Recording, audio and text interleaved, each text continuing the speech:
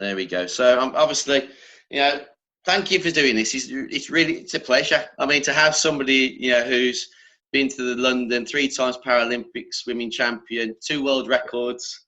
Yeah. You know, I mean, tell me about, you know, all that experience, etc. You know, and tell me about yourself. Yeah, no, thank you very much for having me. Yeah, so I guess to introduce myself to the people that don't know me, my name's Ollie Hynd, Paralympic swimmer. I've competed at 2 Paralympic Games. So my first one was in London 2012. And then my second one, obviously, the most recent Games in Rio in 2016. Although I say recent, it's obviously nearly 4 years ago now, which is kind of crazy to think about. That time's just gone so quickly. Yeah, so I've competed obviously for my country for a while. You know, it's something that I've always loved to do. I've always loved to be in the water. Even from a young age, I love being in the pool. And obviously, I was lucky that my parents got me into swimming initially, and that I kind of got that opportunity to be able to compete. And then obviously, I worked my way up. So yeah, I guess that's a brief overview of me, really. Yeah. So, I mean, you know, thinking about all, you know, the start and, you know, where you are now, who or what inspired you to obviously take that journey? Yeah. So I've got a funny story, actually. I don't like to admit this too much, but my brother was actually a really big influence on my career. He also was a professional swimmer. And he went to the 2008 Paralympics in Beijing. So 4 years prior to the London Games. And at the time, he was still living at home. And obviously, I was really young. So I kind of got to see what the lifestyle of an athlete was and what it took to be the best in the world. Because obviously, he'd set this goal for himself to go to Beijing and to try and win a gold medal and break a world record and things.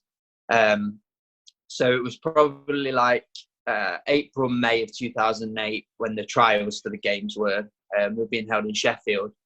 And obviously I went down with my parents to support him.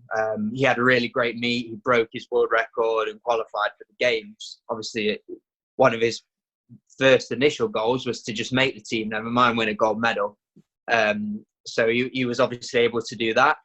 And then my parents said to me, right, Ollie, in the summertime, we're going to be going to China to support your brother at Games. And of course, as you can imagine, I was only 13 at the time. I wasn't really too keen on that idea, kind of going halfway around the world to support my big brother. I'd rather just stay at home and play on the Xbox or something. But, you know, reluctantly, I went along. And, you know, obviously in hindsight, I was so fortunate to get that opportunity. And just, I guess from the moment that we landed in China and just kind of seeing all the decorations and how the people really, really embraced the Games and stuff, I think it was just from that moment I really just fell in love with, you know, the Games environment and everything and what it meant to compete for your country and go to a Games. So from the moment we landed, I was really, really inspired. And then Sam, my brother, went on to actually win a gold medal and break his world record, of course, which was, you know, amazing to be there in person and to see that. So I think from that moment, you know, obviously I'd seen all the hard work and stuff that he'd put into it and what it took to be that. But obviously 4 years time, London 2012, kind of looming in the future. Obviously every athlete, that was the target. So I kind of thought to myself, like, if I fully dedicate myself, because I was swimming competitively at this time, but you know, I was very young, so I didn't really know what path I wanted to take. But I got home from China after seeing Sam and said, right, okay, if I dedicate myself to this, maybe in 4 years' time I could do a similar thing, or maybe I could do it a little bit better than he did. Wow. So that was a really inspiring moment. And you know, obviously he's my big brother.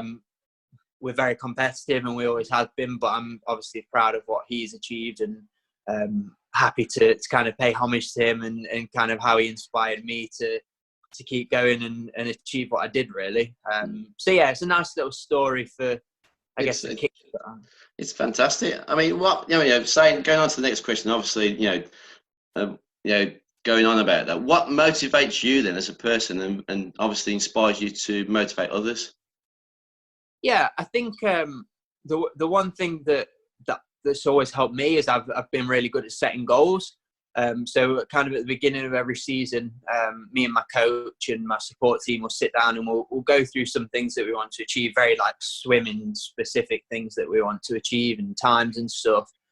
But I think for me, one thing that massively helps, and I guess I would encourage this message to other people as well, is I just love what I do. I think that's really, really, really important. You know, it doesn't have to be swimming, doesn't have to be sport, it could be absolutely anything. I think if you really, really love what you do and are very, very passionate, and you almost have to be obsessed, like, you know, that's what you have to be. You have to be obsessed with your craft. And like I say, it doesn't matter what it is. I think just pushing yourself and having that growth mindset that you always want to just keep improving and keep bettering yourself is, I guess it's not easy, but it you know, it makes it enjoyable, and you know, it gives you that purpose. And I think again, that's another really key word, purpose. Yeah. You know, finding your purpose in life, how you can inspire people, how you can help, I guess, enrich other people's lives. You know, I think early on in my swimming career, obviously I was just like focused on medals, and you know, I wanted to be the best swimmer I possibly could be. But you know, as I've kind of gotten a bit older and just seeing the value that can have to other people, and I think at the time, me just kind of swimming up and down, I didn't really see how that could help anybody else. But just kind of getting out in the community and talking to people, and just talking to people about what they're excited about, what their goals are, and you know, hopefully some of my messages from my career can kind of help them to maybe inspire them to keep pushing if they're struggling and what have you. So it's just a culmination of everything. Obviously, in my swimming, I'm very focused on what I want to do, but also, yeah, I think giving back and inspiring others is really important for each and every one of us. Not, you know, it doesn't matter what you do, what walk of life you're from. To be able to give back, there's no better feeling than that, and that really inspires me. I mean, that leads on to my next question, because obviously, you know, we're, you know, thinking about inclusion, and you know, the amount of stuff that we trying to push out towards schools, and you know, I work in a specialist college, and we're always trying to think of new ways of working and learning to support our students. Why is inclusion so important now? Yeah, I think it is really, really important. You know, I guess for me, obviously, I've said I'm a Paralympian. I guess I've not really explained what my impairment is as such. So I've got a form of muscular dystrophy. So it affects my entire body, but majority is my legs and my hands, really. And I was really, really fortunate growing up. You know, my school were really, really supportive of me, not only my swimming, but also my health, and really, really understanding. But I think for me, again, coming back to that word purpose, having swimming really gave me that purpose. So obviously growing up with an impairment is difficult for anybody. But I had that opportunity to be able to be involved in sport, and to be involved in swimming. And that really gave me something to focus on, and a real good, I guess, target for me to go for. So, you know, the days when I was really struggling with my health, or, you know, just growing up differently, it can be tough sometimes. Having that opportunity to compete in sport, you know, I've said it before, like sports changed my life, and the opportunities that I've gotten from swimming has changed my life, and kind of made me the person that I am today, really, beyond just obviously the competitive sports side of things. So that's something that I'm passionate about. You know, it doesn't have to be swimming, it could be any other sport. I think, you know, sport's great for kids of, you know, any background, disability or not. I think to compete and take part in sport is really good, because it just kind of the values that instills in you, and kind of the hard work and the drive and things. That doesn't mean that you have to be the best in the world, but, you know, just having those goals to continually improve. And I think obviously if kids don't get the opportunity to take part in sport, they're not going to get those opportunities. So I think it is so important that we continue to keep that going. And obviously the legacy of London 2012 was really big, and legacy was kind of thrown around a lot after London 2012, and it's important now that we keep that momentum going, so the next generation do get the opportunities and are able to get the opportunities in sport and other areas. Fantastic. I mean, thinking about obviously your career, and obviously are you still training obviously for the Paralympics in 2021 now? So yeah. how is the training going? Yeah, I mean, before obviously all the coronavirus stuff, and obviously it's a bit of a strange situation now. Yeah, everything was going really well. I felt in really good shape, a really good place, physically and mentally. I was feeling really good, and we were just kind of gearing up for the trials for the 2020 games, which were due to be held about three weeks ago, I think. Yeah, so obviously it was a bit of a strange time, and mentally it was difficult to kind of shift gear from, we're getting ready to get into the final preparations and stuff, to the game that, well, I guess at first the trials got cancelled and we didn't really know what was going to happen with anything really. And then obviously the games were postponed, and obviously it was completely the correct decision. I think every athlete around the world kind of echoed those feelings that it was the correct decision given the current climate and things. Yeah. But yeah, I'm really fortunate actually. If you look there, you can kind of just see my home gym setup. So I've still been able to kind of keep fit and keep training, while I've not obviously been able to get into the pool with the lockdown and things. Yeah. And to be honest, more than anything, competitive swimming aside, it's been great for my mental health just to have that. So it's just kind of kept me sane really, and having that physical exercise. I think especially when you're used to doing a lot of physical exercise anyway, to kind of go from that to nothing is obviously a big shock. So yeah, to be able to do those things, and I guess for me, I can't go out for a run or anything like a lot of people would. So yeah, having a bit of equipment at home has really, really helped me.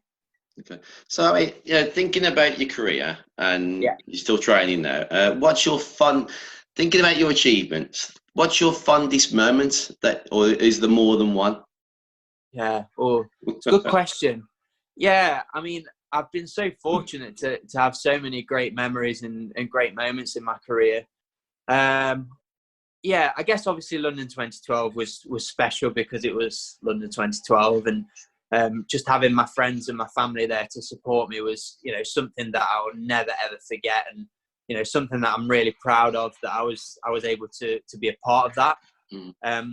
But on the flip side of London 2012, I also have a lot of regrets, funnily enough. So I was only 17 at the time. I don't think I quite appreciated the kind of the magnitude of what was happening, and the impact that it had on people's lives. So, for instance, I didn't take any photos while I was at the games, which now seems, absolutely crazy that I don't have those to kind of look back on and reflect on. But it was a special time for everybody involved in sport, so it has to be up there for me. But I guess from a performance perspective, it was definitely the last Paralympic Games in Rio.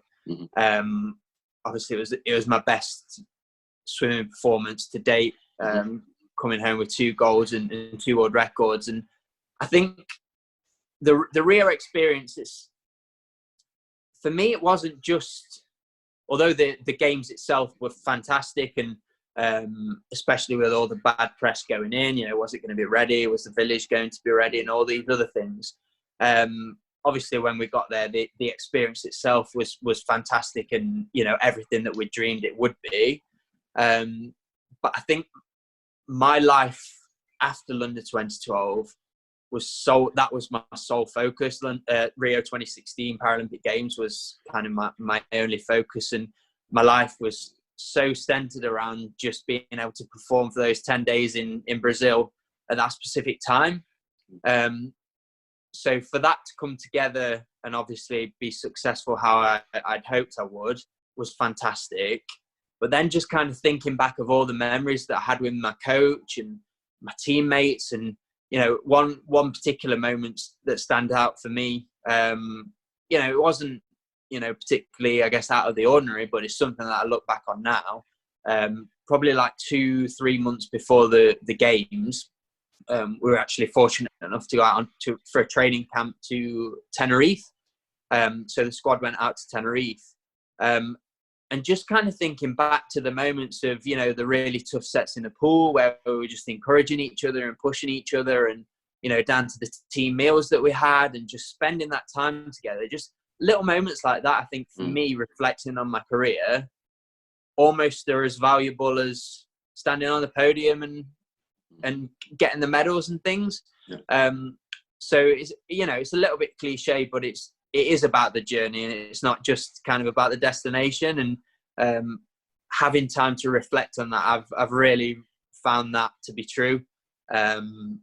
But yeah, I've had so many great memories. Yeah, it's hard to just pick one, but I guess from a sporting perspective, it would be obviously London 2012, Rio 2016, but then also, World Championships, and every opportunity that I've had to represent the country has been really special. Fantastic. That was a bit of a vague answer. No, that's fine. I mean, that's great because obviously, we're talking to a lot of different people, and some respects, it's about reconnecting with those memories that you've, sort of forgotten about. But obviously, being in these challenging times, you have the chance to actually refocus and think about the things that you've already done. Yeah. So it's great to hear that, and so I really thank you for that. I mean, next question is talking about these projects are about motivation and inspiration to, what's happening now. They're challenging times. Obviously, our NHS and our key workers are on the front line. They're doing a fantastic, amazing job, and we're out there every Thursday clapping for them, which is fantastic because it needs to be done. And it's about obviously getting people to stay at home and stay safe and save lives. What would your message be to these people right now, to the NHS, to the key workers, to everybody at home, to inspire that motivation, inspiration? Yeah, I think, well, first of all, I think, we can all agree that those on the front line and the NHS workers and everyone who's kind of out there kind of battling this virus firsthand, they are the true heroes, and, complete admiration for those people. And I think it makes you feel a little bit small almost, and because these people are true heroes. They're risking their life for us, and the betterment of everyone's lives in the future. So I'm obviously super grateful for what they're doing, as of course everyone is. But for me, with my impairment, I'm kind of in that vulnerable group, and so I've taken this lockdown, really seriously. I've stayed at home. I've done everything that they've asked. And I'm not going to lie, it's been difficult at times. It's been really difficult. But for me, like I was saying about my gym, I've found things that make me feel better, and I guess just kind of give me a little bit of normality, and things that I enjoy. I think that's really important, to do things that you enjoy. And I think if you kind of take a step back and look at everything with a different perspective, we're never really going to get this opportunity again where everything kind of just comes to a halt.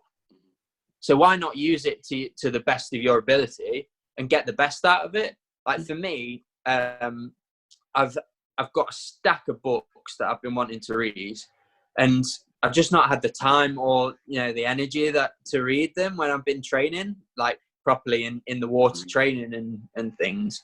So for me, just being able to pick up a book and just spend some time reading, I've taken real pleasure and real joy out of that. So although it is tough on everybody's mental health, not being able to see all their friends and family and things, there've actually been some moments in this lockdown, I'll look back and have real fond memories, and kind of it'll bring me a lot of happiness to do that, obviously, and to be able to do that now. But just thinking back, so there are a lot of people struggling. I understand that not everybody is in, I guess, as fortunate position as I am to have these things. Some people are isolated completely. I'm at a parent's house now, so I'm around my parents, so I've at least got that contact, and you know, I understand that people don't always have that. And, you know, I really do sympathize for those people, but just keep going. You know, we'll get back to the good times, and we will get back to normal. But you have to go through tough times to get to the other side, and it'll make it all the more worth it when we eventually do get to those times where you can socialize and get back to life, to normal, and see your friends and family. And hopefully, you know, when we do that, it will give people a little bit more perspective on things, and things that before were seemingly live or die, you know, really, really important to us, maybe won't be so important. So yeah, I think the message that I would say is just keep going. The good times will come back. You know, it's tough times don't last, but tough people do. I think that's a real good message for people, that it's gonna all come to an end, and we're gonna get back to normal eventually. But let's support the people who's out there, you know, fighting for us to be able to do that. No, absolutely. And final question, I promise. All right, what would your quote be to support motivation and inspiration during these challenging times, and why? It's a good question. I think in these challenging times, obviously, I think it is about mental toughness. You have to see it as a bit of a challenge. So for me, one of the books I'm reading actually is a book called Mindset. I forget who wrote it, but it's all about the fixed versus growth mindset. Right. And just kind of how having a growth mindset, you perceive challenges as an opportunity to learn and to grow. Right. And I think we're all in a really, really unique position. Like I said, it's not easy for people at the minute, for anybody, you know, whether you're on the front line or not. But why not take this opportunity to get the best out of yourself and to grow, and to use it for motivation, so that when we do come out of lockdown, you're going to come out a better person, and you can keep that momentum going and achieve everything that you wanted to achieve. So I think it's just having that mindset switch. Okay, we're in lockdown, we can't leave, can't see my friends and family. Well, actually, this is an opportunity for me to really, really grow. You know, because you can be whoever you want to be. I think for me, talent is a bit of a myth. I think you can be who you want to be. You just have to be willing to put in the hard work, and to really work for it, and be obsessed. So let's just kind of switch our perspective. Use this as a real positive opportunity to grow. I guess that will be my message. It's not really a quote, but I think that's great. Thank you so much for doing this. I really appreciate it. It's a pleasure to meet you. Maybe not in person, but pleasure over Zoom. It's fantastic. Yes. You know, so keep on training, and hopefully we'll see you next year, 2021, breaking a couple more records. Yeah, hopefully. All right, you take care. Thank you very much. Thank you very much, mate. Thank you. Bye bye. See you. Bye.